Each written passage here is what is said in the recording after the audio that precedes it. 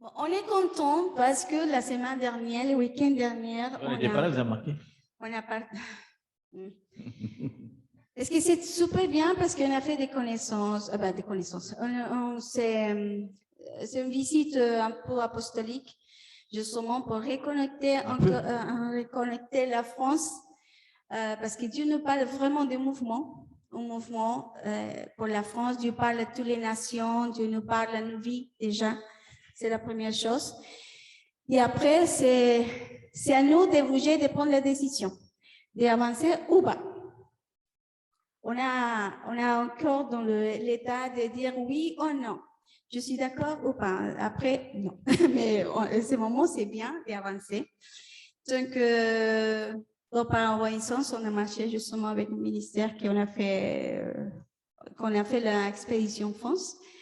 Donc, Dieu commence vraiment à reconnecter parce que c'est le temps. Ça, c'est bien. Parce que des fois, on dit, c'est le temps, c'est le moment, c'est la saison. Donc, on doit avancer.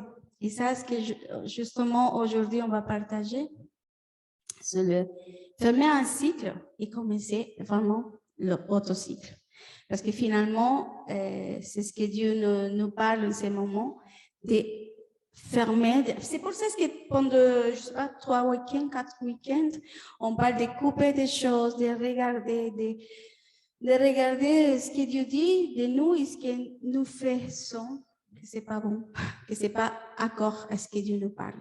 Et des fois, on n'avance pas. Je dis, mais Seigneur, tu es où? Mais alors, tu es à côté. Mais c'est presque. Mais c'est ce que Dieu le Saint-Esprit nous invite. Vraiment, c'est une invitation du Saint-Esprit d'avancer. C'est une invitation c'est pas encore pour condamnation, sinon pour dire, OK, ça suffit. C'est maintenant alors, tu parles quoi? Tu veux quoi? Alors, on parle tous les deux. Dis-moi, qu'est-ce que je dois faire ou pas? Voilà. C'est un peu comme ça. Donc, on a en effet été voir un ministère. Bon, il y en a beaucoup qui le connaissaient, puisque c'était avec nos expéditions France. Et puis, bon, ça va donner donc quelque chose de concret. Hein, ce sera au mois de novembre, je pense. Donc, préparez vos trucs, parce qu'on va faire. Il y a des trucs un peu gros, là, qui vont réunir beaucoup de monde. Donc, voilà. Puis, on a cette réunion aussi bientôt, le 11-12, qui est déjà. Le mois de 12 septembre, le week-end. C'est un week-end d'équipement. Justement, on se prépare. Il y a quelque chose que Dieu commence à travailler déjà, notre propre vie, mais aussi ensemble en tant que corps de Christ. Donc, voilà. On vous en dira plus dès qu'on en sait plus, mais ça avance en tout cas. Ça avance. Qu'est-ce qu'on fait? Tu veux parler de ça aussi? Oui, voilà, c'est ce qu'on commence. En tout cas, on était dans le même esprit parce qu'elle a partagé déjà tout à l'heure quelque chose, c'est ce que Dieu m'a donné de partager un petit peu avant, mais elle l'a fait un peu. Mais c'est vrai que on sait ce qu'on a partagé d'ailleurs aussi au Havre, on était vraiment surpris on se dit, est-ce que vraiment le peuple de Dieu croit la parole de Dieu? Est-ce qu'elle pense que c'est à moitié vrai ou vraiment vrai, quoi? Enfin, ça, parce qu'on entend ça sans arrêt en ce moment avec tous les courants MacArthur, etc. Non, mais Jésus n'a pas vraiment marché sur l'eau. Non, Jésus n'a pas vraiment multiplié le pain. C'est une allégorie. C'est pour dire que, comme si. C'est la théorie qui est la plus populaire maintenant. Est-ce qu'on croit la parole? Est-ce qu'il dit qu'on peut bouger les montagnes? Est-ce qu'on peut vraiment, quoi? Je me rappelle d'un pasteur, il disait, moi, quand il était petit, il disait, gamin, il y croyait, il mettait le stylo sur sa table. J'y crois, je peux pas. C'est pas des allégories. Des fois, il y a des trucs qui sont vraiment véritables. Et il y a plusieurs choses qu'il dit justement. Il dit, on le croit vraiment. Ok, on est d'accord tous là-dessus. Il dit, quand 2 ou 3 sont réunis en mon nom, je suis là. Donc, est-ce qu'on croit vraiment qu'il est là? Il dit pas, je suis là. Je suis là, toi, oui, je vais prier pour toi, puis tu pries pas. Non, s'il dit qu'il est là, il est vraiment là, quoi. Il dit aussi qu'il habite au milieu, non pas des guérisons de son peuple, mais des louanges de son peuple. Il dit exactement des louanges d'Israël dans le texte, mais il parle de son peuple quand même. Donc, si on prend ces deux trucs-là, ok, j'y crois vraiment, donc ça veut dire qu'il est là. J'avais envie tout à l'heure de prendre une chaise, la mettre là, je mets une Bible dessus. Regardez. Jésus est là. Avec vos yeux spirituels, imaginez qu'il est vraiment assis. Imaginez comme tu veux, avec ses cheveux longs, je sais pas, une grande robe, etc. Mais peu importe. Mais il est vraiment là, il est super bronzé, il paraît qu'il n'est pas très beau, c'est ce qu'il dit lui-même dans la parole. Mais il est là, il est devant toi. T'imagines, il y a des gens. Est-ce que tu adores de la même façon? Est-ce que tu es là à parler avec ton voisin? Tiens, t'as fait quoi hier? Est-ce que tu n'es pas à genoux? Je ne sais pas, est-ce que tu sautes pas de joie? Est-ce que tu n'es pas assez pas à joie? Donc j'ai l'impression que des fois, on n'y croit pas vraiment. On dit, je vais attirer la présence du Seigneur, mais comme un mot, comme je sais pas comment dire, je vais l'appeler la présence, mais je l'ai au téléphone, il est super. Non, il est vraiment présent dans la pièce, quoi. C'est incroyable. C'est-à-dire que pendant toute l'adoration, hein, chacun prend ses responsabilités, il nous a regardés, quoi. Et voilà, celui-là, il m'aime vraiment beaucoup, celui-là, vache, quand même. Il ne croit pas vraiment ma parole, quoi. Donc, parce que c'est vachement facile de dire j'ai la foi, etc., mais on n'y croit pas vraiment. Et quand on y croit vraiment, ça fait une sacrée différence, hein. Parce que tu es là vraiment à genoux, tu pleures parce que tu sais qu'il est devant toi. Même il y en a qui sentent la présence de Dieu qui touche. Moi, je me rappelle, j'étais une fois à New York avec il y avait une femme qui a une organisation qui s'appelle Face to Face, face à la foi, quoi, où ils prennent les gens dans la rue et littéralement ils leur lavent les pieds chez eux, quoi. Ils ramènent chez eux les indigents, etc., quoi. Et il racontait, parce qu'elle est venue d'un milieu de persécution en Thaïlande, je crois, là où vraiment on tue les chrétiens, on les torture, etc. Et donc, elle ne croyait pas du tout en Dieu. Et une fois, elle est venue à l'église et tout le temps, elle était là, et elle a donné sa vie. Et le pasteur a dit pourquoi? Elle dit c'est à cause du mec qui était à côté de moi qui n'arrêtait pas de me prendre quand je pleurais dans les bras. Elle l'a décrit, elle a décrit Jésus. Elle dit mais il n'y avait personne à côté de toi, on était tout seul dans l'église, quoi. Donc, elle avait vraiment senti, vraiment, elle avait vu Jésus, quoi. Et en plus, elle n'avait jamais entendu parler de Jésus. Elle ne connaissait rien de la foi, elle était musulmane. Mais ça l'a vraiment… tout le temps, elle a pleuré, elle ne savait pas pourquoi elle pleurait. Puis il y avait un mec qui lui donnait des mouchoirs. Il dit merci, merci. Et à la fin, il n'y a personne. Et tout le temps, il était là, quoi. Donc, on peut vraiment avoir la foi de penser qu'il est vraiment là et ça change tout. Ça veut dire aussi que quand on écoute la parole de Dieu, on écoute vraiment sa parole. C'est incroyable, c'est-à-dire qu'il nous parle vraiment. Enfin, quelqu'un qui a créé le ciel, la terre, les étoiles. Moi, toutes les nuits, quand tu travailles, mais comment elle tient la lune? Je n'ai jamais compris. Comment c'est possible que la chaleur soit si forte et ne brûle pas? Comment c'est possible qu'il y ait des saisons, que les constellations se mettent exactement en place d'une façon spectaculaire et ça ne bouge jamais? Et donc la puissance est énorme, mais il dit qu'il nous aime, qu'il nous connaît, etc., qu'il vit en nous. Donc si tu crois vraiment ça, tu dis mais c'est spectaculaire ce que j'ai en moi. T'imagines quand tu es en train de… On disait les trucs on disait de parler, là, on disait des choses qu'on fait mal, mais aussi beaucoup de choses qu'on dit mal. Parce que faire, c'est une chose. Donc on va pas parler de ce parce que on va faire deux enseignements sur la maturité et l'intégralité.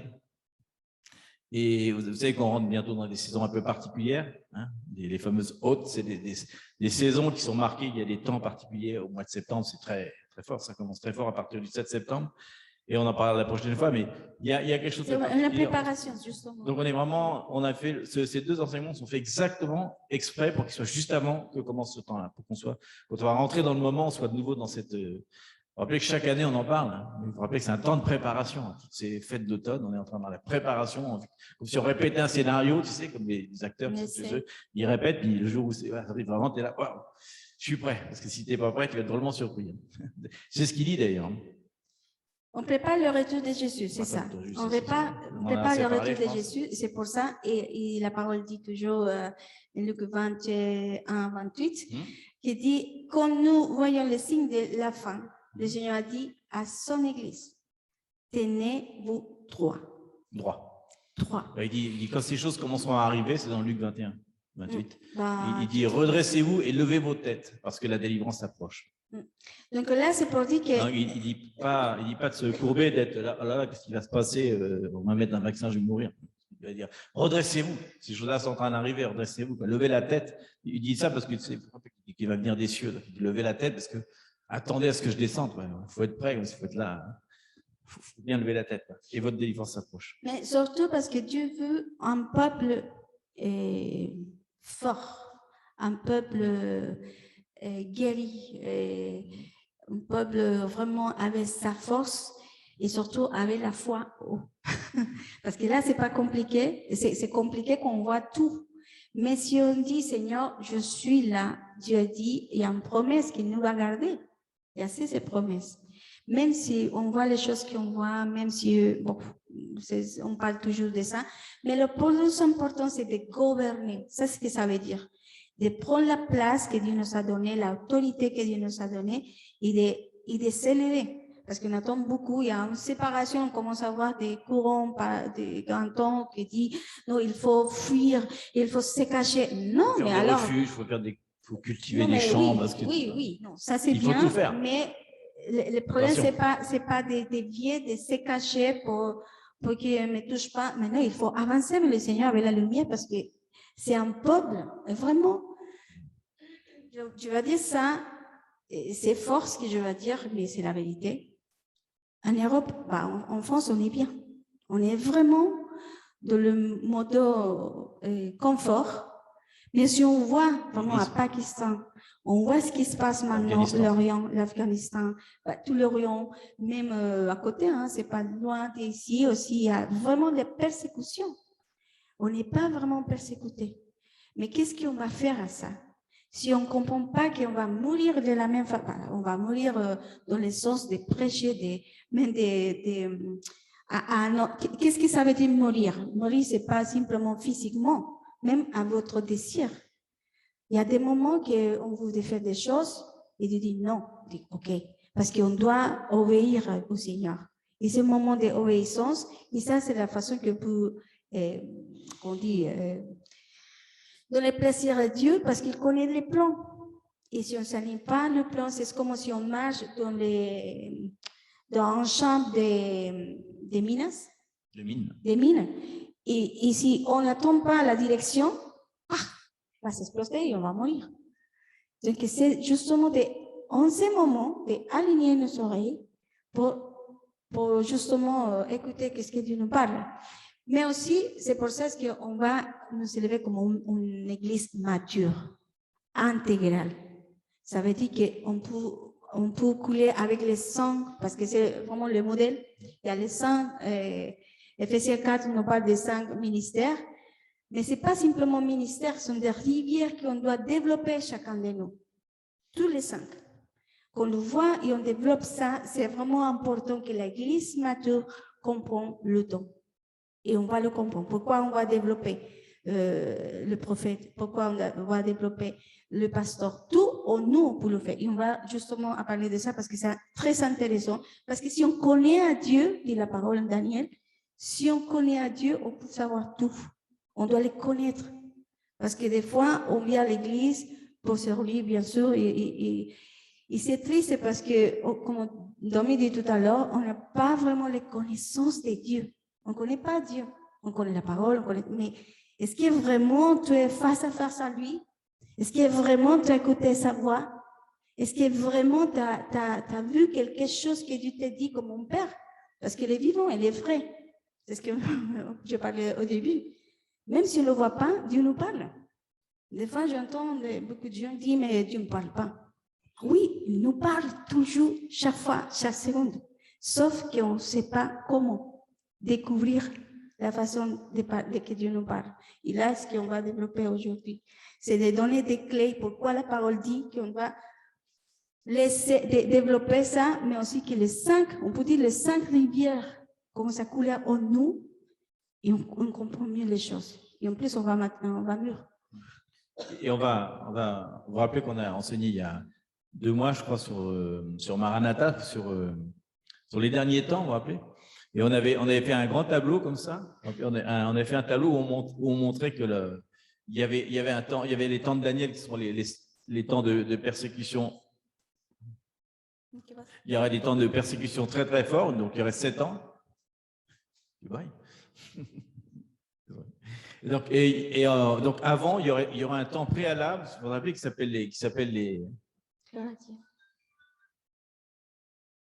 Ah si. Bon, tu veux terminer tout de suite tout ça?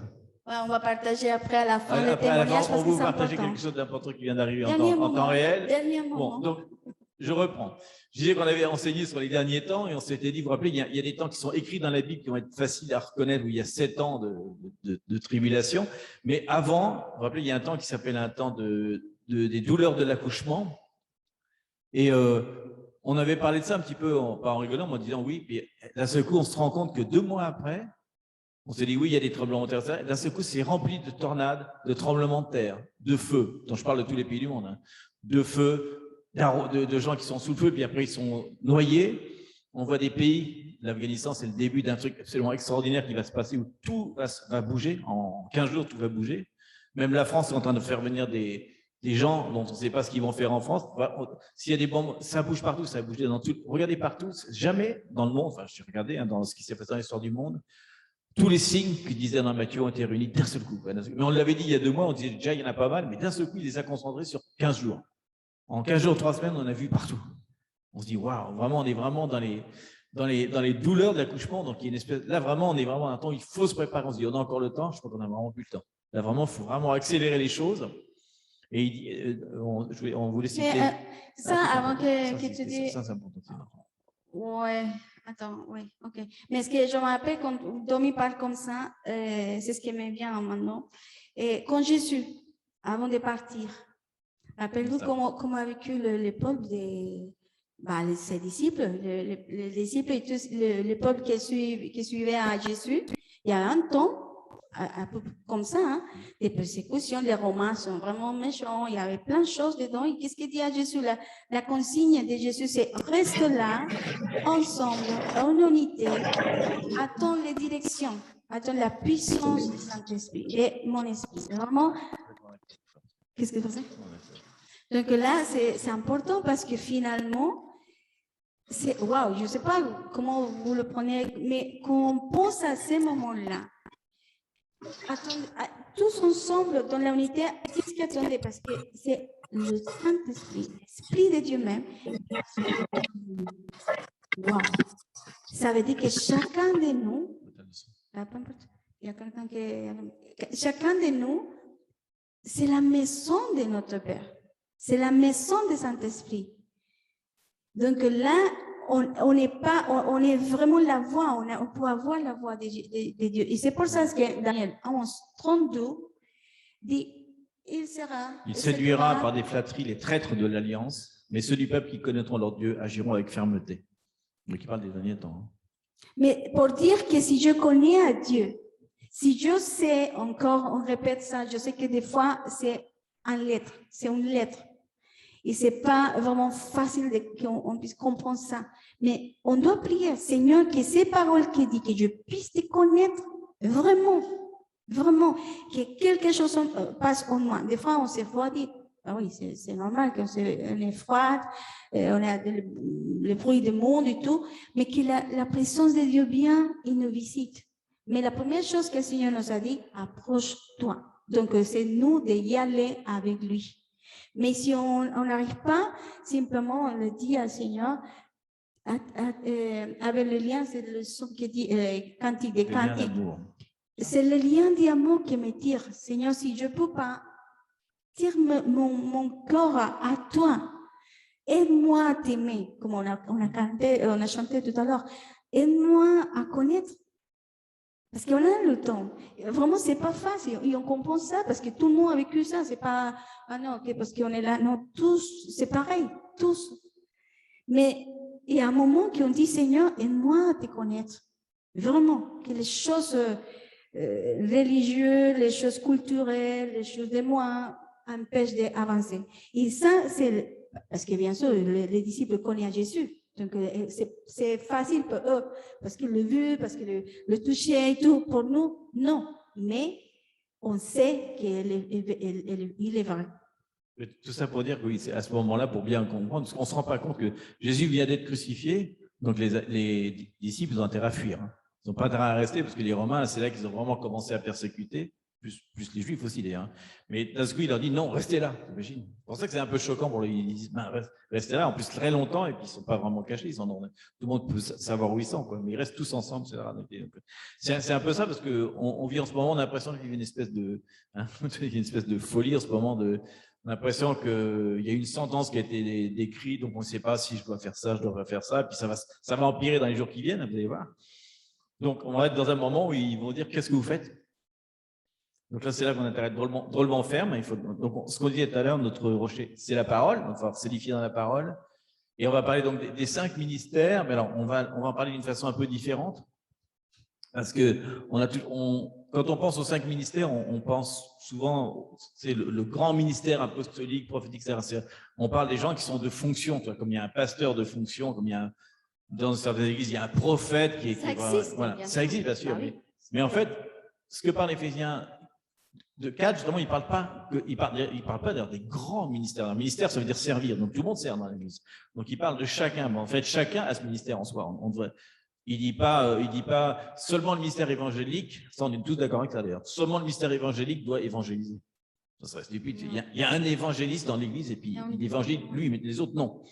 Ça, tous les chrétiens sont d'accord pour dire ça. Oui, non, tout le monde doit évangéliser. Ça, on est tous d'accord. Mais par contre, on est moins d'accord en disant tout le monde doit enseigner. Tiens, c'est marrant, c'est moins intéressant, ça. Il y en a qui n'aiment pas ça. Tout le monde doit prophétiser. Je ne sais pas, je n'écoute pas la voix de Dieu. Tout le monde doit être apôtre. On pense que l'apôtre, c'est celui qui va et qui crée des églises. Ce n'est pas la définition du ministère. Apôtre, c'est qui est envoyé déjà. Mais aussi qui voit le plan universel, le global. Les ministères, ils doivent tous être en nous. En fait, on doit tous partager la parole avec son voisin. Donc, on est enseignants. Si on s'occupe de nos enfants, on est pasteur. Et comment pour ça, il dit que la base de l'Église, c'est le prophétique et l'apostolique. Parce que tous ces trucs-là, on peut pas évangéliser si on n'entend pas la voix de Dieu. Tu vas évangéliser quoi? Ça c'est une lettre morte dans ce que tu vas faire. Tous les autres ministères, en fait, ils dépendent de la voix de Dieu déjà. C'est pour ça qu'on disait que la parole, c'est très importante et on va y revenir. Et on voit qu'il y a des hauts et des bas dans l'Église, dans l'Église. Parce que vous vous rappelez que l'Église, ça veut dire ecclésia, ça veut dire aussi l'Église, le bâtiment, le corps du Christ en général. Ça veut dire celui qui gouverne. Et d'ailleurs, ça vient d'un mot hébreu. Le mot hébreu est différent. C'est ceux qui sont dans le désert, dans une caravane, et qui se déplacent de temps en temps. Il veut dire que l'Église, elle est en déplacement. C'est Kéléa. C'est bizarre, mais ça vient de là, en fait. C'est-à-dire que l'Église ne doit pas rester statique, elle doit se déplacer comme des caravanes. Ils prennent tout avec eux et ils partagent les biens, ou la parole, comme on veut. Et l'autre, c'est Ekkaléo, qui s'adresse aux chrétiens individuellement, qui veut dire ceux qui sont sortis du milieu d'eux. On est sortis du monde pour être là. Donc, l'Église, c'est nous, on le dit, mais donc là, on va parler des ministères, non pas de l'Église, mais des ministères de chacun, qu'on a tous, quoi. Et on voit qu'on a tous des moments où on est fort dans l'évangélisation, après on est fort dans le prophétique, dans l'intimité, puisqu'il nous parle, et après on est fort, on fait des disciples, on parle de la parole, et après on n'en parle plus. Il y a sans arrêt des hauts et des bas dans nos vies. Et c'est vraiment un temps, je pense, où maintenant, il faut qu'on n'ait plus de haut et de bas, quoi. On doit tous rester en haut, quoi. On va essayer. Il faut essayer, en tout cas. On va voir. Et on va parler la prochaine fois, je pense, plus précisément de trucs plus pratiques, comment dire, vraiment comment, dans le concret, comment est-ce qu'on peut faire ça, quoi. Alors, on va faire plus la théorie, mais c'est pas grave. Donc, en fait, on dit souvent, maintenant, c'est plus des temps d'enseignement qu'on doit avoir, c'est des temps d'entraînement. Il y a des enseignements, mais les enseignements deviennent des entraînements, quoi. C'est-à-dire c'est un peu comme quand il y a un match de football, il y a tout un temps préalable au match dans lequel ils sont enseignés. Alors, ils regardent des matchs, ou il y a plein de matchs dans ce groupe-là contre qui on va jouer. Il fait telle position, donc on sait qu'on va le contrer, parce qu'un tel, il fait toujours ça. Ils arrivent à savoir des trucs, hein, quand même. Donc, il y a tout un temps d'enseignement, mais il y a un moment, il faut aller sur le terrain. Et donc, l'enseignement, il se rend compte que c'était pas un enseignement, c'était un entraînement déjà, parce que déjà, ce que tu fais là, après, tu vas pouvoir le faire dans la réalité. Donc, on est dans un match de football où on est protagoniste, quoi. On va vraiment jouer. D'ailleurs, qui a envie de regarder? Peut-être que si, peut-être certains. Parce qu'on a envie plus de rester devant la télé à regarder le match, ou on a envie d'être plutôt joueur. Je sais pas, j'ai l'impression que quand on regarde le match, on a envie de dire, ah, si seulement j'étais Mbappé, d'abord j'aurais son salaire, ce serait génial. Mais bon, ça c'est une blague. Mais en tout cas, on a envie de jouer sur le truc. On n'a pas envie de. Et ce qui est un truc un peu particulier, vous avez remarqué, c'est pas que français, je crois que c'est international. Quand il y a un match de foot, ils disent toujours, on a gagné. Mais t'as pas joué du tout, quoi. T'as gagné quoi? T'étais devant ta télé. Et puis, par contre, quand ils disent, ah, ils ont perdu. Là, de ce coup, on n'est plus d'accord. Ils sont perdus, mais on est gagné. Mais sérieusement, imagine-toi par rapport à l'église, quoi. Ouais. Ah, cette église, toi, mon église est super forte, ils ont fait, mais est-ce que tu as vraiment participé dans ton église? Est-ce que tu as mis ces ministères que Dieu t'a donnés en toi à travailler, quoi? Donc, on est vraiment pas. Il faut arrêter de venir pour faire enseigner, parce que ça ne sert à rien. Enseigner, ça veut dire que c'est juste de la théorie, mais comment ces ministères, ça va t'entraîner à les mettre en pratique, hein. La dernière fois, quand Marilyn et Denis ont partagé la parole, c'est génial, ils ont été vraiment dans l'entraînement et ils ont enseigné les autres. Donc, d'un seul coup, ils ont été pasteurs, enseignants, ils ont entendu avant la voix de Dieu sur l'enseignement, ils ont été prophétiques, ils ont été même apostoliques, puisqu'ils ont eu un plan global de la réunion et ils ont continué le thème qui avait déjà commencé, donc il y avait un plan. Donc, ils étaient apostoliques, ils créaient quelque chose. Donc, c'est impressionnant. Chacun peut faire ça, quoi. Voilà. Donc, les matchs de télé, hein. Donc, en fait, on doit être collaborateur de Dieu, quoi. C'est ça qu'on veut dire. Mais c'est pas jouer, on ne va pas dire qu'il faut jouer à l'église seulement, il faut jouer aussi dans sa famille, il faut jouer dans son travail, il faut jouer dans la rue, partout, c'est ça. Il y a une chose particulière à propos de ça, ce que tu dis, qui vraiment m'a touchée depuis un moment et maintenant je comprends mieux. Dieu parle des petits, le livre, mais après on va partager ça, mais c'est pour dire qu'on mange la parole, on mange le livre de la parole, et la parole dit que nous sommes témoins. Donc, le moment qu'on mange, il y a plusieurs versets qui disent, c'est Jérémie, Apocalypse, Ézéchiel, Daniel, tout, même Habakkuk, qui parle qu'on mange le petit livre, et c'est sucre à la bouche. Mais qu'on descend dans le ventre, comme le miel, le sucre, voilà. Et au palais. Et voilà, et qu'on descend, et c'est amer. Mais après, on est vraiment les témoins. Qu'est-ce que ça veut dire ça? Quand on voit tout ça, on mange tous les samedis, on mange la parole tous les jours, chacun de vous, mais quand on vit sa parole qu'on mange, là, c'est amer. Pourquoi? Parce qu'on doit changer nos habitudes, parce que la parole nous parle d'un processus, parce que chaque processus, c'est vraiment une opportunité de grandir. Parce que des fois, on dit, oh non, là, maintenant, je suis attaqué.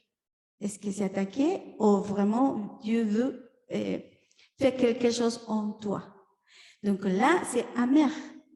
Mais après, on est la parole, finalement. Pourquoi? Parce qu'on a vécu ça. On a mangé, par exemple, tout ce qu'on va partager aujourd'hui, c'est les choses qu'on a vécues depuis qu'on est arrivé, on était ensemble, Dieu nous a enseigné. Parce qu'il faut bouger dans les 5 ministères. Et on a développé le 5 en tant que famille. Et parce que des fois, on a mangé, on a goûté, il y avait plein de choses amères, mais maintenant, on marche sur cette chose qu'on a mangée. Donc moi, maintenant, nous sommes témoins. Ça veut dire qu'on marche, on est témoin, on est, je ne sais pas comment vous dire, mais on est vivant dans cette chose qu'on a mangée. Et on peut amener les gens. Je ne peux pas amener à quelqu'un si j'avais été à un endroit avant. Je dois amener les gens qui avant. Amener les gens où j'ai déjà été. Oui, j'ai été, oui, merci. Donc, c'est ça, justement. Donc, là c'est difficile de descendre. C'est douce. Mais finalement, on va partager la vérité. Et là, c'est l'invitation du Saint-Esprit à chacun de nous de voir de façon différente les choses. Comment Dieu veut qu'on voit les choses. Qu'est-ce que Dieu veut qu'on change? Il y a des moments qui sont persistants, que c'est comme le même cycle. Donc, si on dit que si on répète le même cycle, ça veut dire qu'il y a quelque chose que ça ne va pas. Donc, on doit dire, attends, je m'arrête, je me mets devant de toi, Seigneur, qu'est-ce que ça ne va pas? Pourquoi je répète le même cycle? C'est pour ça qu'aujourd'hui, c'est de couper ce cycle, de regarder, de faire teshuva, ça veut dire de retourner à la racine et voir qu'est-ce qui ça va pas. Et de développer les choses qui ne sont pas développées, justement, à propos des 5 ministères. Donc, teshuva, ça veut dire, ça veut dire repentance en... L'essence, pas de repentance des péchés, sinon des chemins. Revenir en arrière, faire un nouveau chemin, en fait. De retourner à un chemin clair, pas à droite-gauche. Voilà. Donc, on parlait tout à l'heure d'une église intégrale, en fait. Intégrale, ça veut dire, c'est avec intégrité, d'ailleurs. Intégrale, ça veut dire qu'elle est complète dans les 5 ministères, mais on ne parle pas justement de l'église en tant que le bâtiment ou l'église de Dieu en France, ou, je sais pas. On parle de chacun de nous, quoi, parce qu'on a vu que depuis, ça fait maintenant 2 ans qu'on est dans une crise mondiale, vous avez remarqué peut-être. Et puis elle est en train d'empirer, parce que maintenant elle empire de façon politique, elle avait empiré de façon... dans tous les domaines, elle est en train d'empirer dans ce sens-là. Donc on est vraiment... Et on a vu déjà les réactions. La première année, ou les premiers mois, même les 3 premiers mois, où il y a eu le confinement, on a vu tout de suite la différence entre ceux qui vont mourir ou ceux qui vont mûrir, quoi. Et ça c'est vraiment ça, quoi. Soit on va grandir, soit on a déjà grandi, soit qu'on l'a pris. Et on a vu justement qu'il y a ceux qui ont commencé à blasphémer Dieu. Je parle des chrétiens, bien sûr, on ne parle pas du monde. Hein. Là, c'est des chrétiens. Dans le monde, c'est pire, mais bon. Mais ils ont commencé à blasphémer Dieu, ou d'autres qui ont commencé à glorifier Dieu pour les épreuves. Ils ont vu, ils disent, ah, ok, c'est bon. Vous vous rappelez l'enseignement? Ils ont dit, oh, je suis un arbre, il y a beaucoup de vent. Vous vous rappelez que le vent dans les arbres, c'est ce qui nous permet de faire des racines. S'il n'y a pas de vent, ça ne marche pas. Donc, à chaque fois qu'il y a du vent, il grandit encore plus. Donc, il s'est dit, oh là, j'ai vu quelque chose, Dieu m'a parlé, quoi. Donc, il y a vraiment on a vu justement ceux qui sont, ce que je dis, mourir ou mûrir. C'est-à-dire qu'il y en a qui sont devenus matures. Et c'est vraiment le temps de la maturité. Et la maturité, c'est très important dans la parole. Ah, je ne sais pas si on a plus de... Non, c'est pas grave, je l'ai pris au tard. Et donc, il y a un verset où il dit justement, Paul, il dit à son église, c'est Corinth, je crois, il dit, vous devriez déjà être des maîtres en train d'enseigner, vous en êtes encore à des trucs, je suis fort. Et vous ne connaissez même pas encore les rudiments de l'oracle de Dieu, de la parole de Dieu, vous ne connaissez même pas, vous devriez être en train d'enseigner. Et non. Et je vous rappelle que si vous regardez bien dans les églises qu'il a formées, Paul, les gens, ils commençaient à prophétiser et au bout de 15 jours. En 15 jours, ils devaient être mûrs. Ils n'avaient pas le temps parce que tout de suite, il fallait qu'ils partent. Donc, c'était vraiment un truc qu'on ne se rend pas compte à nous parce qu'il y a des chrétiens qui sont là depuis 25 ans et qui ne connaissent toujours pas les rudiments de la parole de Dieu, qui ne sont pas capables d'enseigner parce que justement, ils bossent encore dans le lait. Donc, la maturité, c'est important. Et vous vous rappelez, c'est dans 1 Corinthiens 2, 6. Il dit, pourtant, c'est une sagesse que nous enseignons aux chrétiens adultes dans la foi. Oui, il dit qu'il y a un niveau de maturité dans la foi. La foi, c'est le terrain sur lequel on base toute notre vie, donc c'est important. Donc, la maturité, en fait, c'est là où Dieu vous emmène, ça c'est sûr.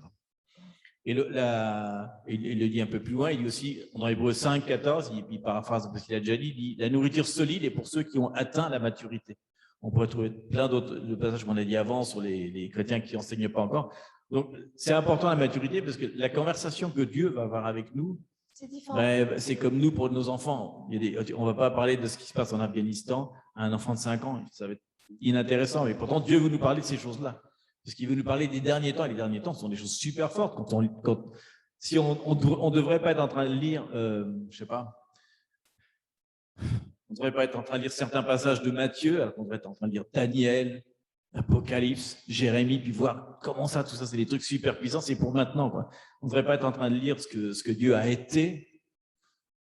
Ça, c'est très intéressant. Ce qu'il est maintenant, c'est bien parce qu'on le vit, mais ce qui est intéressant, c'est Dieu tel qu'il est. Il revient parce qu'il revient maintenant. On doit vraiment se concentrer sur des choses très, très fortes. Donc, si on n'a pas la maturité, c'est sûr que quand vont arriver les grosses épreuves, on va être incapable de comprendre ce que la Bible disait là-dessus, on sera complètement perdu. Donc, c'est pour ça qu'il dit qu'il y aura un rémanent et qu'il y aura un gros réveil, parce qu'en fait, ceux qui auront connu ça, comme ils connaissent toutes les ficelles, les gens vont venir, ils vont dire, mais comment c'est possible qu'ils sachent déjà ce qui va se passer demain? Pourquoi il est dans le calme? Pourquoi, etc. Parce qu'ils ont déjà la maturité. Donc, Dieu veut vraiment, en ce moment, nous parler d'autre chose que ce qu'il nous a toujours parlé. Et dans les temps de maturité, c'est 2 choses déjà. La première chose, c'est abandonner des choses anciennes. On ne pourra pas rentrer dans la maturité. T'imagines qu'il va à ton travail avec ton nanin. Bizarre même, hein. Il y a des choses d'enfants, il y a des trucs qu'il faut vraiment abandonner, détruire, des choses du passé. Il faut les abandonner, quoi. Et l'autre chose qu'il nous demande, c'est prendre nos responsabilités.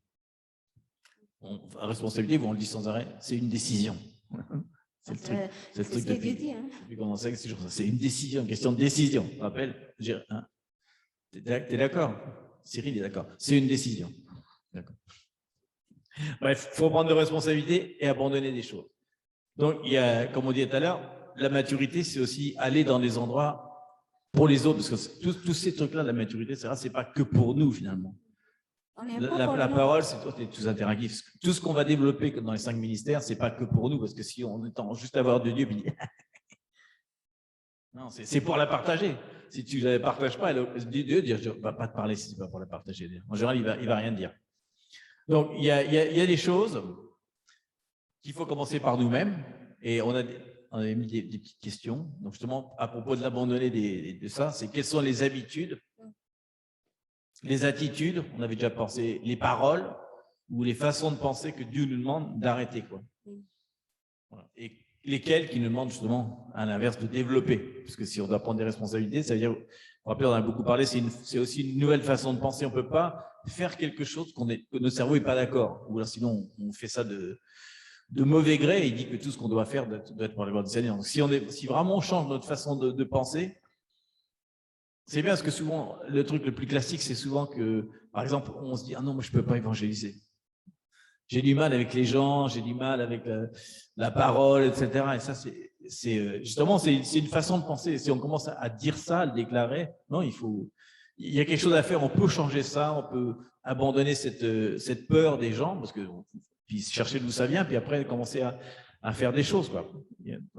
Voilà, pour dire qu'on doit abandonner une ancienne façon de penser pour en prendre une nouvelle, quoi. Et, vas-y, pardon. Mais Paul parle justement à l'Église en général.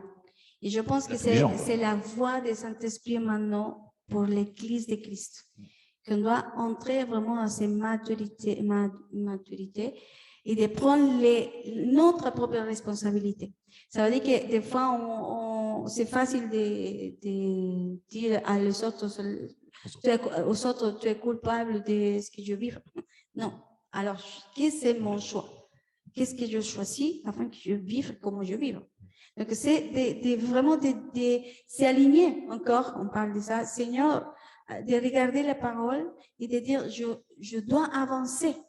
On ne peut pas rester tout le temps dans le même si c'est d'un petit pas, on doit avancer. On doit avancer. Un petit pas, c'est de dire, je prends la responsabilité de me lever tous les jours à 7 heures du matin. Par exemple, si tu dors jusqu'à midi, par exemple, on se lève à 7 heures pour faire quelque chose. Ou je prends la responsabilité de faire mon lit tous les jours. C'est des petites choses, mais on peut commencer déjà pour ça. Parce que c'est des choses bêtes, vraiment, qu'on pose à l'ordre. Parce que Dieu est un Dieu d'ordre. Si je fais, par exemple, ma chambre, elle est en désordre, ma vie est en désordre. Même si je n'ai pas arrangé, on s'élève, je ne sais pas, c'est un truc scientifique, oui, qui dit, c'est la mentalité de pauvreté, de misère. On s'élève tôt, on peut s'élever tôt, mais rester toute la journée avec les descentes de sa chambre. Et vraiment, à la fin, il y a des gens, je connais des familles qui sont comme ça, mais le Seigneur les a parlé. Et je parle de ça parce que je voyais vraiment, j'ai vu le témoin et comment changer sa vie, même économiquement. Et la façon de voir les choses a changé. Parce que s'il y a dans le lit, et je parle de petites choses, comme les habitudes, par exemple. Si je me lève et je fais mon lit, là, dans mon cerveau dit, je me lève, je vais faire quelque chose. Mais ça, c'est scientifique. Hein, c'est scientifique, je parle scientifiquement. On a lu ça et c'est impressionnant. Si je range tout, ça veut dire que mes pensées sont claires. Donc, il y a quelque chose de scientifique. On ne peut pas dissocier le scientifique avec la parole. C'est pareil, Dieu est comme ça. C'est pour ça que chaque jour, il a fait un jour, 2 jours faire cela. Si on voit Genèse, ce n'est pas comme ça. Elle nous montre comment on doit être. Il dit de ranger, de garder. Oui, il y a des choses qu'on garde. Par exemple, des choses, on a parlé de ça. On garde des choses. Moi, nous aussi. Ah, peut-être, parce que peut-être un jour. Comment servir? Non. Si les gens en ont besoin, on en a besoin. Pouf, on le laisse. Il faut le donner, on le donne à quelqu'un qui le va utiliser. Vous voyez, il faut vivre les là, jours. nous aide à avancer à notre propre vie. Et en plus, si on fait ça, c'est naturellement. Si on se coupe de ça et on commence vraiment à s'aligner, alors, vraiment, il n'y a pas de nuages au milieu de nous, en face de nous. Et on peut voir, Seigneur, maintenant je peux voir mon chemin. Parce que c'est clair, parce que nos pensées sont claires, il n'y a pas de confusion dans notre tête. Et en plus, si on lit la parole, si on prie et tout, bien sûr. Donc là, c'est le premier état. Et là, Vas-y, tu veux continuer par ça? Oui. En tout cas, mais ça, c'est intéressant ce qu'elle disait là, parce qu'on parlait il n'y a pas seulement des grosses décisions, à prendre des petites décisions, c'est intéressant. Et c'est vrai que peut-être un jour, on partagera là-dessus sur les choses de la neurologie, parce qu'il y a beaucoup de chrétiens qui étudient là-dessus, qui ont fait plein de trucs là-dessus, mais je parle de trucs vraiment super scientifiques, hein, pas des trucs pseudo-scientifiques, vraiment des trucs forts. Et le fait, en effet, même de non-chrétiens d'ailleurs, on l'a enseigné, mais le fait des gens qui réussissent dans leur vie, ils disent la première chose que je fais, quand je me lève, déjà, je fais mon lit. Je fais quelque chose. Et le fait pour ton cerveau, c'est incroyable ce que ça change. Avant de prendre un café, le café c'est parce que l'odeur rappelle, donc ça c'est en fait c'est des stimulations cognitives qu'on doit faire avec les odeurs, avec les mains, avec la vue. Le fait de faire quelque chose de coordonné, déjà, c'est incroyable parce que tu remarqueras, souvent tu es un peu vaseux, mais dès que tu fais ton lit, tu dis, mais c'est incroyable, je suis vachement bien réveillé. il y a quelque chose qui se passe, que tu as fait quelque chose. Et la première chose que tu fais, c'est ce qui va rester toute la journée, quoi. Et déjà, toi, en plus, imagine-toi, tu mets de la musique d'adoration, tu commences à remercier le Seigneur. Tu te rappelles ce que j'ai dit? Ah, aujourd'hui, j'ai des pieds, c'est bon. Ouf, je peux marcher. J'ai des chaussures. Non, j'ai pas de chaussures, j'ai des chaussettes, j'ai pas de chaussettes, j'ai des pieds au moins. Déjà, si tu changes ta mentalité, ah mince, je dois aller au travail. Non. Génial, j'ai un travail, les autres sont en train de mourir de faim. J'ai pas le Covid, je sais pas, j'ai des pieds. Je sais pas, j'ai un lit, j'ai plein de choses. Regarde mon lit, j'ai dormi dans un lit. Et ce soir, je vais dormir encore, c'est génial. Déjà, ton cerveau, il est complètement changé. En 1 minute, tu as changé carrément ta journée. Et tu adores Dieu. C'est un acte d'adoration quelque part à Dieu. Ça, c'est la culture d'honneur. Ouais. Ça veut dire qu'on donne l'honneur, la gratitude à Dieu. Parce que des fois, l'ennemi, toujours, c'est un cycle, ce sont des stratégies. Je parle de stratégies. Les stratégies de l'ennemi, c'est de dire qu'est-ce qui nous manque. Qu'est-ce qu'on n'a pas fait, donc notre vie est, pardon l'expression, pourrie à cause de ça. Ah, si seulement j'avais. Et même, on a une maison, on a des trucs, on a la vie. Ce matin, le Seigneur m'a dit ça. Aujourd'hui, Dieu a soufflé sur chacun de nous pour donner un jour plus. Wow. On se réjouira dedans, en plus on a pris ça tout à l'heure. Et on peut dire, ah non, c'est un jour plus. On peut dire comme ça. Oui, des fois, et non, c'est la façon, et ce n'est pas des choses positives, c'est ce que notre vérité, c'est ça. Et l'ennemi, tout le temps, comme je disais tout le temps, la même chose, on prend le café avec lui et on est d'accord avec lui. Et non, c'est pas vrai, c'est pas ce que dit la parole. La parole nous dit, toutes ces vérités, c'est de dire merci Seigneur parce qu'aujourd'hui, il y a plein de choses. Donc déjà, notre mentalité commence à changer. Donc ça, c'est un pas pour entrer dans la maturité. De savoir qui nous sommes. De savoir que Dieu nous a donné aujourd'hui un jour plus pour le donner à lui-même. Tandis Seigneur, tu as écrit, en fait, dans le psaume 19, parle de chaque jour. Donc, chaque jour de nos vies, c'est écrit. Donc, c'est plus facile de demander, Seigneur, guide-moi aujourd'hui ma journée. Je me soumets à ta volonté. Montre-moi, parce que là, c'est commence à développer les prophétiques. Les prophétiques, qu'est-ce que ça veut dire les prophétiques? Les prophétiques, ça veut dire que je peux attendre et voir et goûter ce qui se passe au ciel. Ça, c'est le prophétique. Des fois, on ne le croit pas. Il y a des moments qu'on ne croit pas dans le prophétique. Et là, c'est contraire à ce que dit la parole. Parce que Apocalypse 10 parle que Jésus, c'est l'esprit des prophéties. Donc, si je dis, je ne suis pas d'accord avec le mouvement prophétique, ça veut dire que je ne crois pas à ce que Jésus-Christ en moi. Parce que lui, c'est l'esprit des prophéties qui habite en moi. Je ne peux pas dire non. C'est la loi de gravité. Je ne la crois pas, mais ça existe. Donc, si je le développe, si je laisse le Saint-Esprit qui active en moi ça, je peux développer le prophète, parce qu'on parle de prophète. Donc, c'est pour dire qu'on peut développer ça aussi, et on peut comprendre qu'est-ce que Dieu nous dit dans sa journée. C'est pour ça que c'est important de développer le 5. Donc, on va commencer pour le premier. Non, parce que là, c'était un petit peu. On était dans la maturité avant de parler, parce que avoir les 5 ministères, si on n'a pas de maturité, ça ne sert pas à grand-chose. Hein.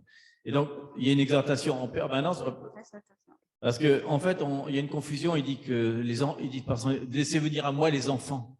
Il dit ça, mais il dit venir à moi les enfants avec le cœur d'un enfant. Quoi. Il parle d'ailleurs, le mot enfant, il dit le mot bébé. Hein, il ne dit pas le mot enfant. Il dit le mot bébé, quoi, comme les bébés, quoi, qui n'ont pas de double sens quoi, dans le cœur. Mais après, il n'est pas d'accord avec l'esprit d'enfant. Parce que justement, dans 1 Corinthiens 13, c'est marrant parce que on ne peut pas se séparer 1 Corinthiens 13. Ça parle que de l'amour est patient, l'amour, etc. Et juste après, il l'enchaîne avec. Hein, c'est pas séparé. Hein, il n'a pas fait un truc séparé.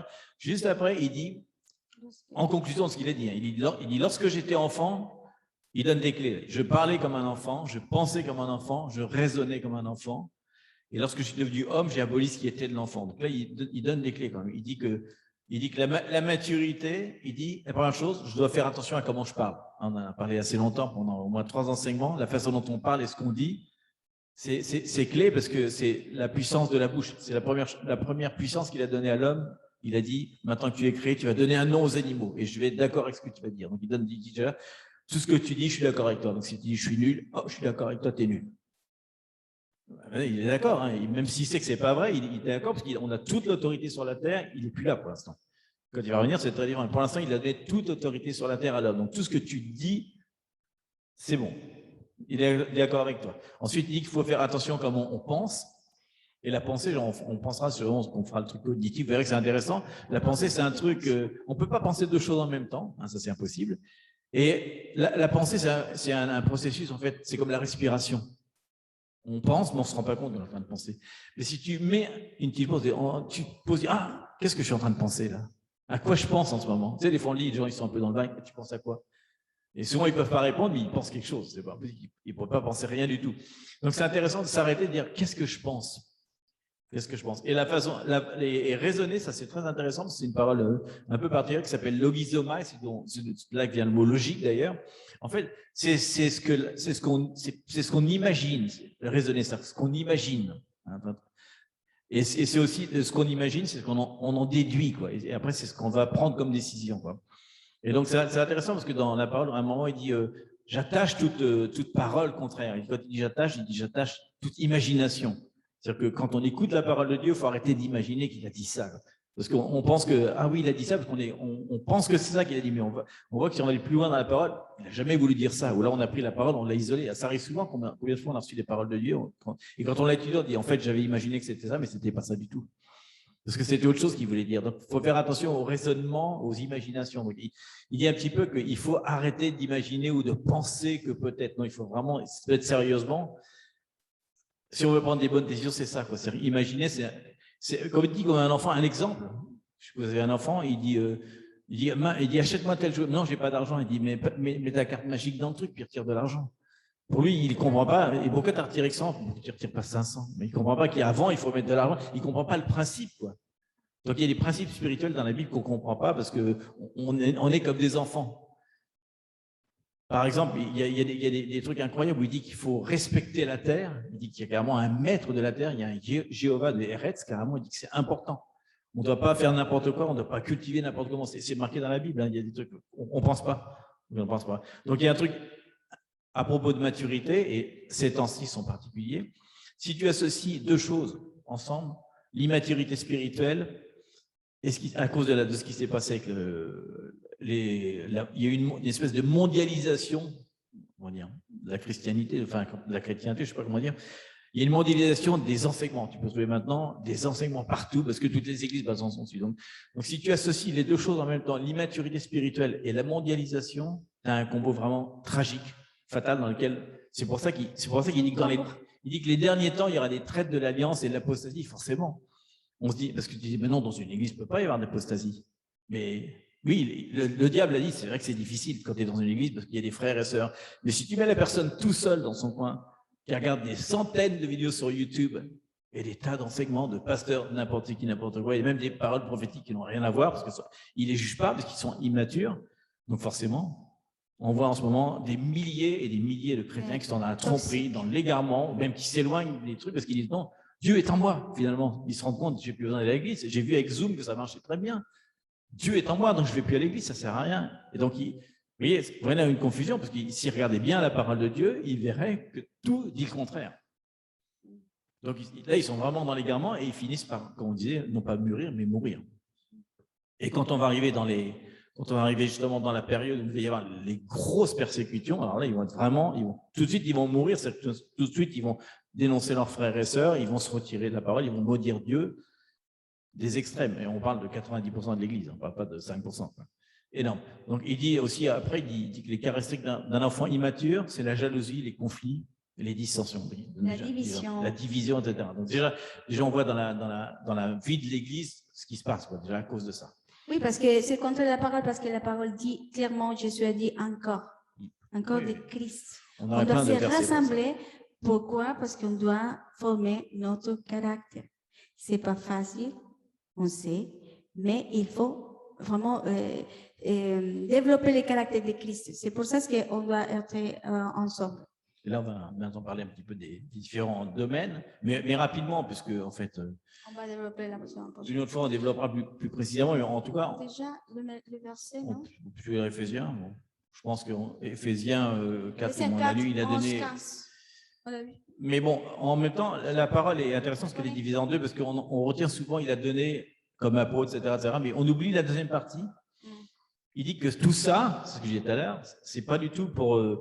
il dit que c'est pour le perfectionnement des saints et pour l'édification du corps de Christ, c'est-à-dire le partage aux autres. Quoi. Il ne dit pas que c'est juste un ministère et c'est juste pour le ministère en lui-même.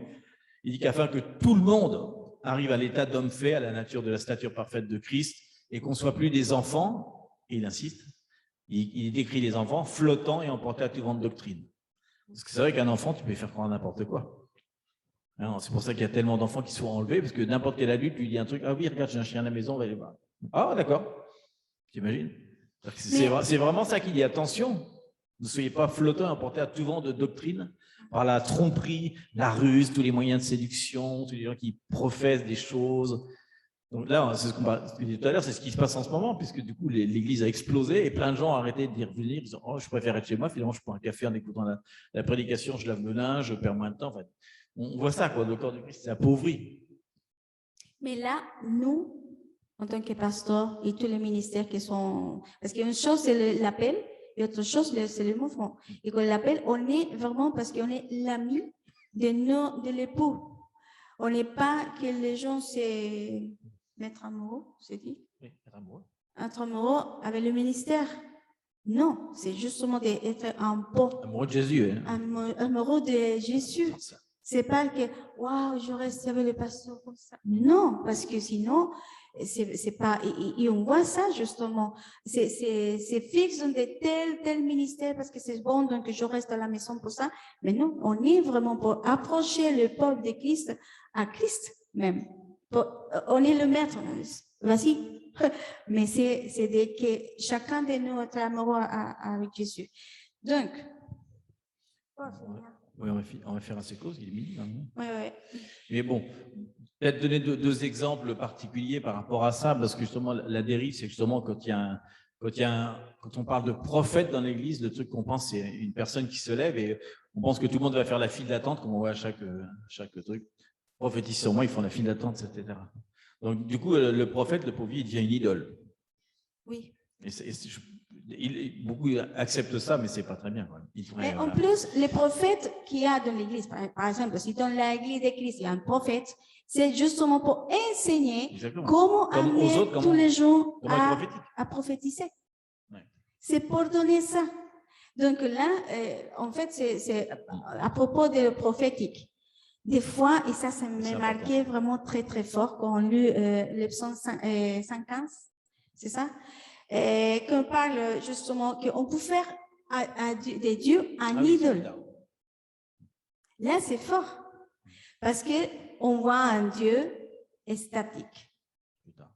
Des fois, on vient à l'église et Dieu est Dieu, on vient adorer à Dieu, on vient pour adorer vraiment un idole. Parce qu'il n'y a pas une relation avec Dieu. Donc là, c'est faire un idole. Et là, quand vous lisez justement... oui, 115. Dans le psaume, c'est le psaume 115, 4, 8, il dit ça. Oui. Il dit leurs idoles sont vous lirez chez vous, c'est très long. Oui. Leurs idoles sont en argent et en or, ouvrage de main d'homme. Elles ont des bouches qui ne parlent pas, des yeux qui ne voient pas, des oreilles qui ne parlent pas, des mains qui ne touchent pas, etc. Il dit semblables à elles sont ceux qui les fabriquent et quiconque leur fait confiance. Mais il acte 17, 28, le 1, 29, parlait justement, avant qu'on vous lisez ça, il parle justement que l'Église c'est un mouvement. Donc Dieu, il est en mouvement tout le temps. Tout le temps il nous parle, tout le temps fait chose, l'Esprit de Dieu bouge tout le temps. Il le dit, il dit dans Acte 17, c'est un poète grec d'ailleurs qui avait dit ça, il dit « Dans le Seigneur, nous avons la vie, le mouvement et l'être. » Et on en parlera quand on fera les bannières, les trois choses, la vie, le mouvement et l'être. Ça, c'est important. Et il dit de lui, on est une race, et donc la race de Dieu, nous ne devons pas croire que la divinité soit semblable à de l'or, de l'argent ou de la pierre sculptée par l'art ou l'industrie de l'homme.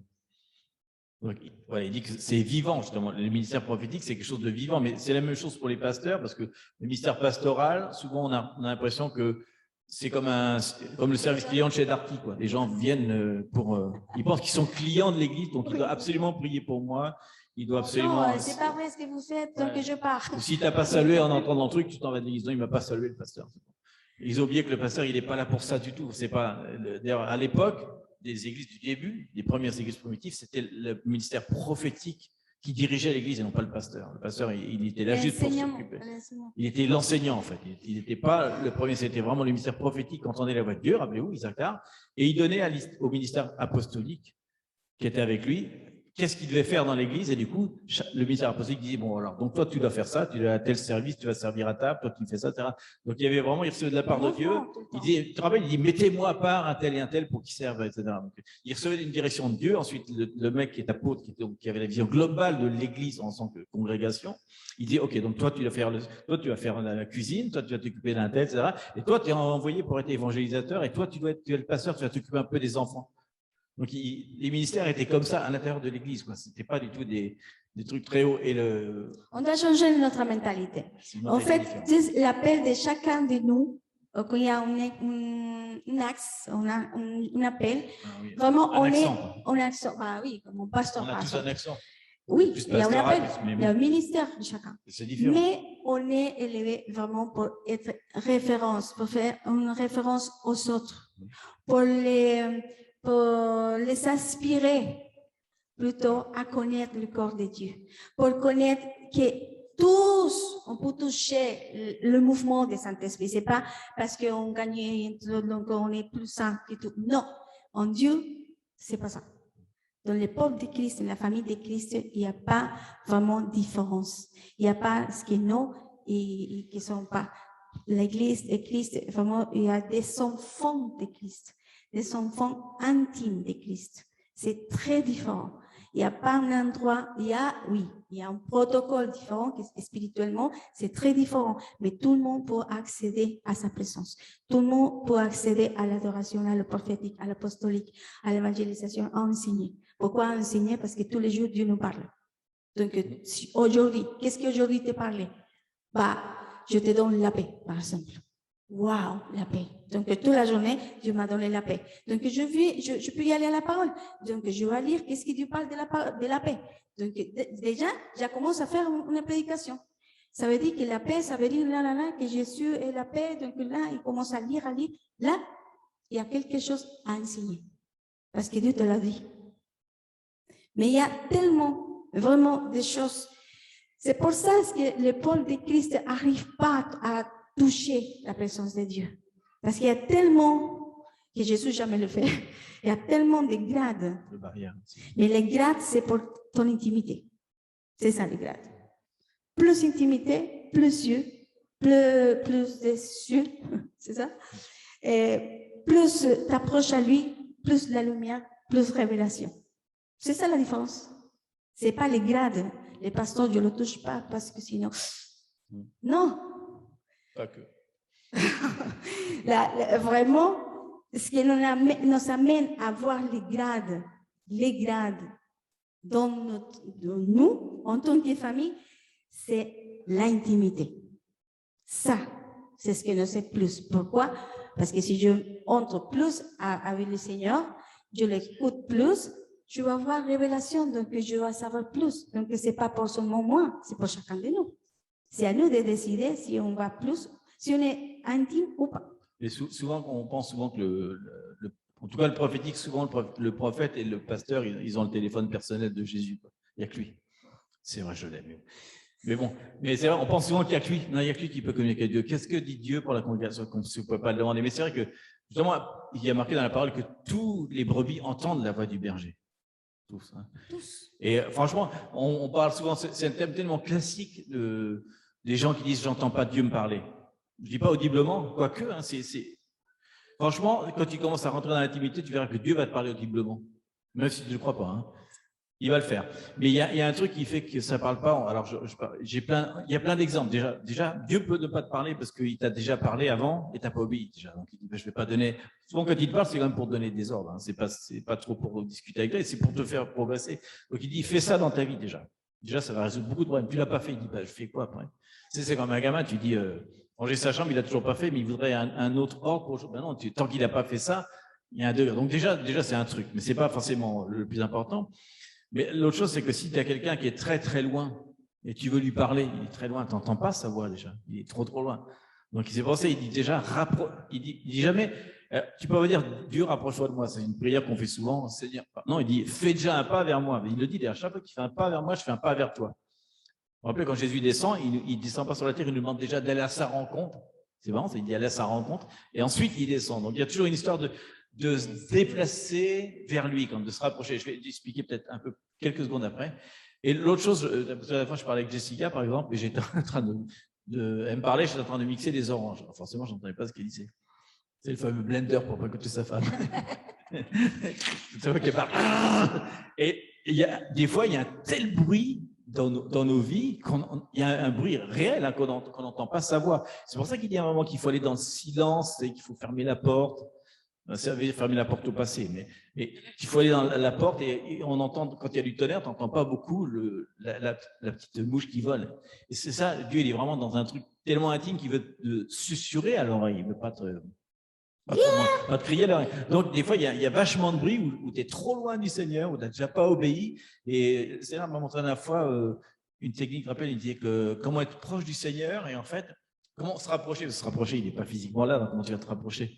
Mais il y a un truc intéressant, c'est que si tu mets la Bible très très loin, c'est pas possible. Mais si tu mets la Bible comme ça, déjà quand tu rapproches la parole, déjà tu lis mieux, c'est vachement bien. C'est comme un signe prophétique de se rapprocher de la parole de Dieu. Et quand tu commences à regarder la parole de Dieu, d'abord c'est l'Esprit Saint qui dit la parole, c'est pas toi, donc il interprète les choses qu'il a déjà écrites, donc c'est très facile pour lui de te répondre. Tu remarques que Dieu te répond à travers sa parole. En fait, on se pensait qu'on avait dit l'importance de chanter la parole, d'éclairer la parole. Déjà quand tu connais la parole de Dieu, c'est comme, alors c'est pas magique, hein, mais c'est quelque chose qui fait que l'esprit, ça la vit parce qu'il sait que c'est lui qui a écrit. Il dit, ah, je suis d'accord avec moi, forcément. Donc, du coup, les anges aussi sont d'accord avec ça. Tout le monde est d'accord avec la parole de Dieu, c'est normal. Mais Dieu te répond et le fait de la lire, parce qu'on veut parler à Dieu. Hein, tu te rappelles qu'il dit qu'il faut méditer la parole de Dieu. Le mot méditer, c'est la dire à haute voix, la murmurer, en fait. Exactement. Il dit murmurer. Si tu prends ta parole, tu la lis, tu commences à la dire à haute voix, donc tu entends tes paroles que tu es en train de dire parce que tu n'es pas sourd. Il y a quelque chose qui se passe que Dieu te répond. Il donne ce qu'on appelle une parole réma, en fait. Il dit que la foi vient de la parole réma qu'on entend. Il dit qu'on entend à travers son oreille. Il ne dit pas qu'on entend. Il dit l'oreille entend une parole réma que Dieu te révèle parce que c'est ta propre bouche qui va la déclarer. Et donc, quand tu commences à faire ça, tu t'es rapproché de la parole de Dieu, tu dis à Dieu ses propres paroles, il te donne une parole réma, là, Dieu est en train de te parler. Parce qu'il est en train de te dire, ce que tu es en train de dire, que tu pensais que ça veut dire ça ne veut pas dire ça du tout. Je dis autre chose. Et encore plus, si tu te rappelles qu'il parle en araméen et en hébreu et que tu commences à regarder exactement le sens de ce qu'il disait, tu t'aperçois que des fois, il y a eu beaucoup de contresens, de traduction ou d'interprétation. C'est normal parce que la révélation va augmenter dans les derniers temps. On va avoir des révélations différentes et d'un seul coup, on va dire, mais alors donc du coup, ce que je pensais d'un autre passage n'est pas vrai non plus. Donc Dieu est en train de te parler, il te dit, il faut abandonner une ancienne croyance, une ancienne imagination. Après, il dit, j'attache toute imagination qui s'oppose à la parole et à la puissance de Christ. Donc, le fait de parler à Dieu, c'est vraiment un truc important. Il faut être dans le silence. Tu prends sa parole, tu la dis à haute voix, tu la parles, tu la lis, après tu la mastiques. Donc, tu peux aller aussi avec ton intelligence voir ce qu'il y a marqué derrière, mais Dieu te parle vraiment. Si tu fais ça régulièrement, tu enlèves tout bruit de ta vie, etc., tu vas commencer à voir que la nuit, Dieu va te réveiller. Tu n'as plus besoin de lire. Il va te parler. Tu vas entendre une voix. Oui, qu'est-ce qu'il me parle? Et franchement, les gens disent non, on ne peut pas entendre la parole. Si tout le monde peut entendre la parole de Dieu, franchement, Dieu parle à voix audible. On est surnaturel. Et dans les derniers temps, Dieu veut vraiment faire ça. Il veut te parler de façon audible. Que tu ne dis pas, est-ce que c'est vrai? Non. Tu vas entendre une voix. Oui, il va utiliser n'importe quoi.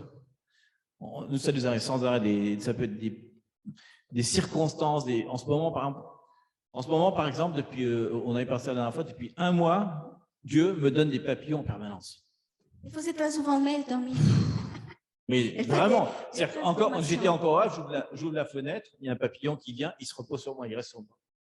Ce matin encore, tous les jours pratiquement, je marche dehors, il y a un papillon qui vient se poser sur moi. Tu sais, les gros. Je dis, mais c'est quoi ce truc? Et ou alors on regarde des illustrations, des papillons, tu te rappelles? On va dans un truc de massage, papillons sur la porte, papillons, partout des papillons. Et sans arrêt, Dieu nous parle vraiment de métamorphose et pas de transformation. Sur transformation, c'est bien, mais il demande de la métamorphose, c'est-à-dire, comme il dit, transformer la tristesse en joie. La métamorphose, c'est-à-dire voir quelque chose en miroir à l'opposé, quoi.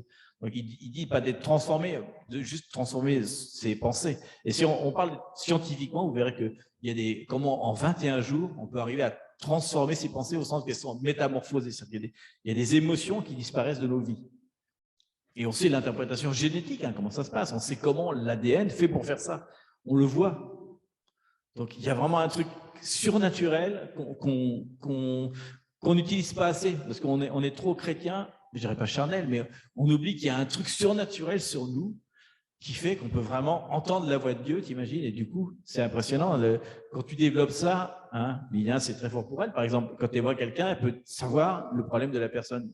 C'est-à-dire que tu vas être dans la... pas toujours, mais c'est-à-dire que si on développe ça, le truc qui se passe... Non, mais ce qui se passe, c'est que notre partie spirituelle de notre cerveau, de notre esprit, cerveau, il va vraiment se développer au point qu'on va être surpris de voir les gens, de voir à travers eux, comme dans Matrix. On va dire, oh, il y a quelque chose en lui, je vois quelque chose en lui et je vais pouvoir lui dire. T'imagines, c'est la fameuse puissance dont il parle et Jésus faisait que ça. À chaque fois qu'il rencontrait quelqu'un, il dit, ah, tu as bien dit parce que je sais que tu as 5 maris. Oh, vache. À chaque fois, il disait, toi, tu es malade parce que tu as tel truc. Ouais, il dit tout à au mec qui est sur la piscine, lève-toi. Il sait qu'il est depuis 20 ans, il sait depuis qu'il fait n'importe quoi, il n'est pas au bon endroit, c'est un endroit d'idolâtrie. Il lui dit, est-ce que tu veux être guéri? Puis la réponse en arrêt, oui, mais c'est que. Est-ce que tu veux être guéri? Oui, mais c'est. Sans arrêter d'excuses. Et à la fin, il dit, ok, je vais être guéri. Ah, bah c'est bon, ben, guéri. Terminé, quoi. Il a eu une parole de connaissance et il lui a donné exactement ça. Il dit, abandonne les trucs de tes 20 ans du passé. Prends ta responsabilité et fais quelque chose avec ça. On suppose que cette personne-là, d'ailleurs, c'est marqué qu'il a après évangélisé plein de gens, etc. Donc, il a pris juste cette personne-là parce qu'il savait l'appel qu'il y avait sur cette personne-là. Donc, Dieu, il est un petit peu comme ça avec nous. Et je veux croire qu'on a tous ici un appel super fort que Dieu veut utiliser. Mais la base de tout, du pastoral, de l'évangélisation, du prophétique, tout, c'est vraiment entendre la voix de Dieu. Si déjà on n'entend pas la voix de Dieu, on va avoir du mal. Et c'est pour ça qu'on parlait la dernière fois, encore une fois, de ce qui se passe en ce moment par rapport à la vaccination sur le terrain. Qu'est-ce que Dieu t'a dit? Il a sans doute pas la même réponse pour toi et moi, c'est personnel. Il y a ça, il y a aussi qu'est-ce que Dieu t'a dit par rapport à ce truc qui se passe spirituellement dans l'atmosphère, parce que c'est pas que pour nous, c'est pour tous les pays du monde. Mais pourquoi la France particulièrement fait ça et pas les autres? Donc déjà, poser la question à Dieu, pourquoi il y a quelque chose qui se passe et quel est le rôle de l'Église par rapport à ça, justement. En plus, c'est ça. La réponse personnelle et globale. Ce qui est important aussi de dire que la parole nous dit qu'on doit exercer les dons. Exercer, oui. Exercer les dons. Pas juste donc, ce n'est pas simplement qui arrive comme ça, mais si vraiment on arrive à développer le Saint-Rivière en nous, vraiment, on peut grandir. Nous grandissons en tout, vraiment, en tout. Pourquoi? Parce qu'on peut évangéliser comme Jésus, parce qu'il y a la révélation. On peut guérir les gens parce qu'il y a la révélation. Donc là, je vous rappelle, dans le royaume des dieux, il n'y a pas complet ou incomplète. Tous, on n'est pas parfait non plus. On est en train de grandir à la stature de Christ. Et là, si on pense comme ça, on change notre mentalité parfaite, parce que depuis petit, les profs, notre parole, tout doit être parfait. Non, c'est qui la perfection? La perfection, c'est arriver à la statue de Christ, pour arriver à ce que Dieu nous appelait. Et par exemple, pourquoi on doit développer? Chacun de vous, pour essayer à regarder soi-même, hein. J'ai un plan de moi. Par exemple, je suis habile, comme ça, habile pour partager la parole, par exemple. Donc, enseignant. Je peux faire un bon enseignant. Mais pourquoi essayer de développer les autres, les pasteurs? Par exemple, si je les pastorales, est-ce qu'on avait dit tout à l'heure, on développe vraiment les caractères de Christ, les pastorales.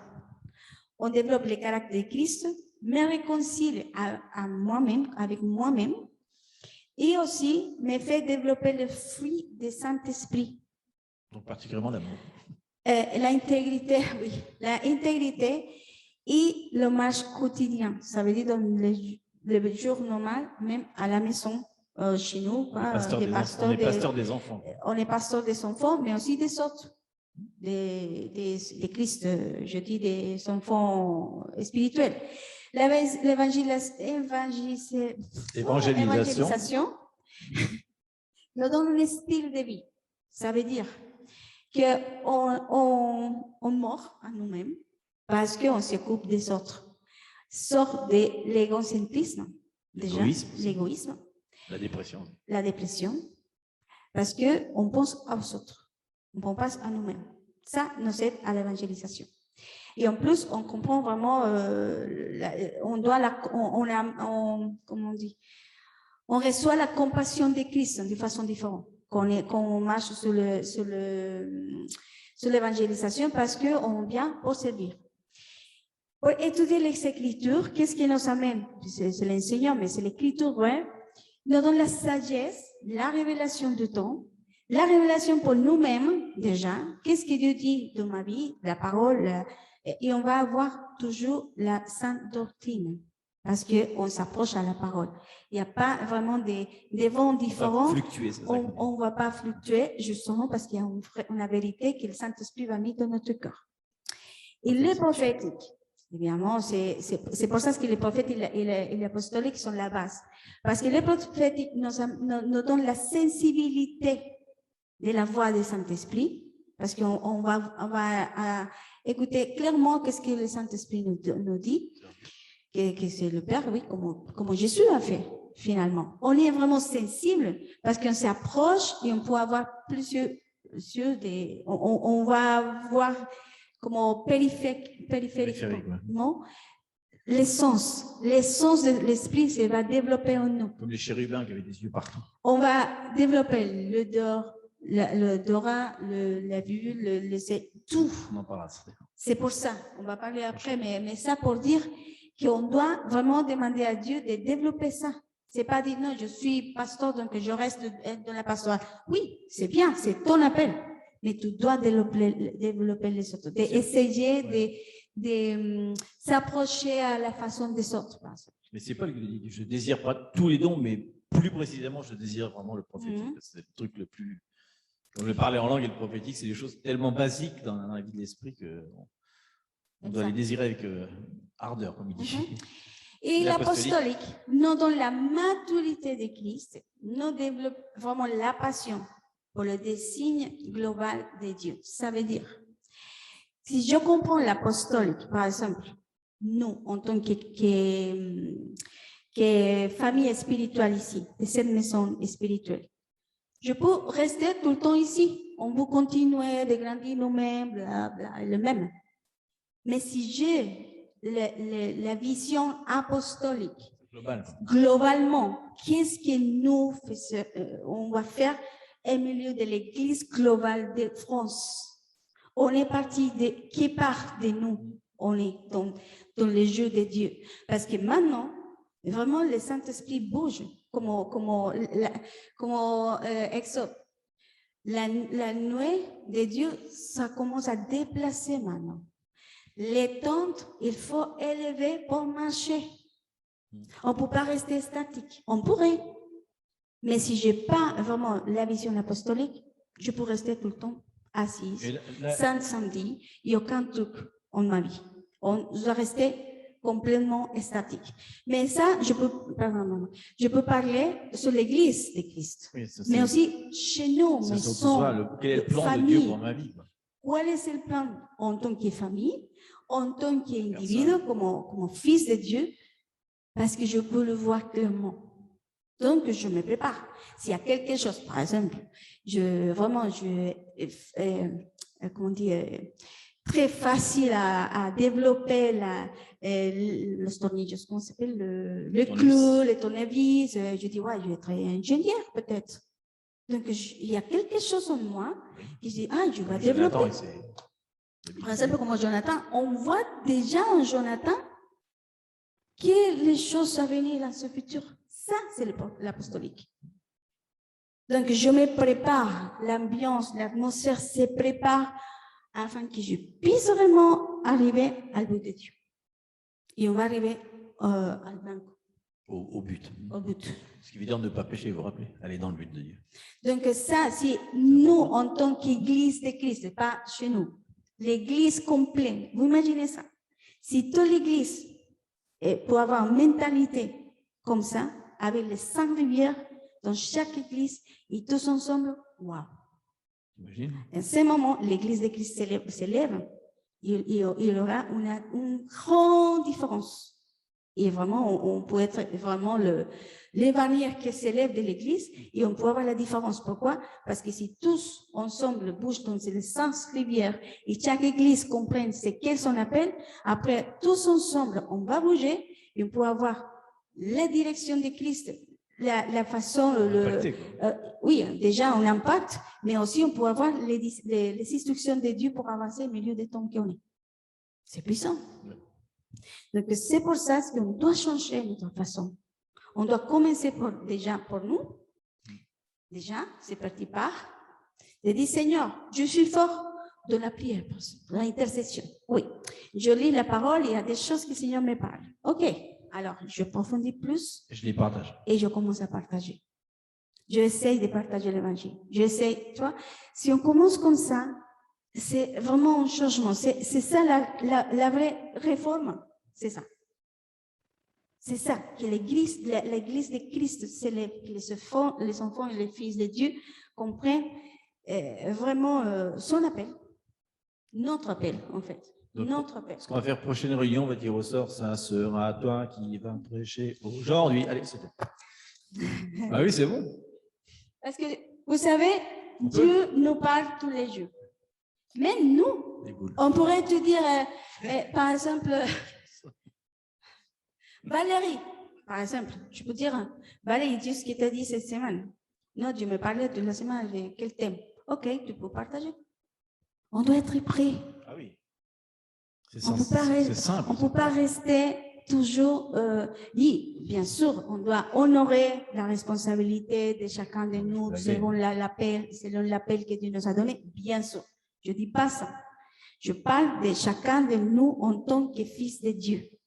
Notre papa nous appelle, il nous invite à grandir, à mûrir. C'est pas pour mourir aussi, à mourir à nous-mêmes, mais aussi pour vraiment entrer dans la maturité. Pourquoi ça? Parce que les temps arrivent. Les temps forts arrivent, on sait, on parle. Sont déjà là. On marche dedans déjà.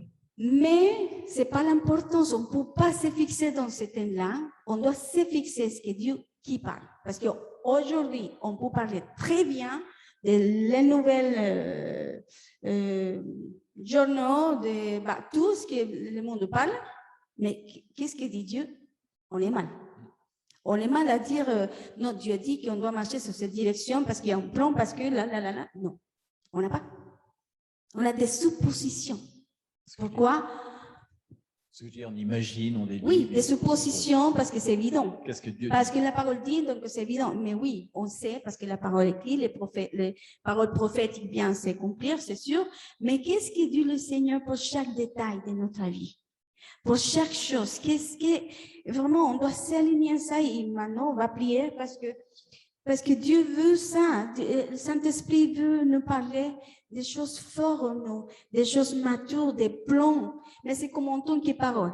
Comme parents, on voulait, si on est en entreprise, que nos enfants commencent à prendre la place, que nous, en tant que parents, on fait autre chose. Mais des fois, les enfants ne sont pas prêts. Ils sont immatures. Et notre Papa Dieu nous appelle aujourd'hui. Je pense que c'est un mouvement clair de son esprit, une voix claire, un chauffard qui vraiment souffle en ce moment. L'Esprit de Dieu parle d'entrer à la maturité. On doit laisser la jalousie, on doit laisser notre ego, on doit rentrer vraiment dans l'appel de l'Église de Christ. Et on est tous ensemble, Seigneur. Et on vient devant de toi pour dire, Seigneur, on se soumettre à ta volonté. Nous soumettrons tous ensemble en tant que famille. Seigneur, je te demande pardon parce que des fois, on prend la place de toi, on prend des décisions qui sont selon notre propre désir, mais pas ce que tu nous avais dit, Seigneur.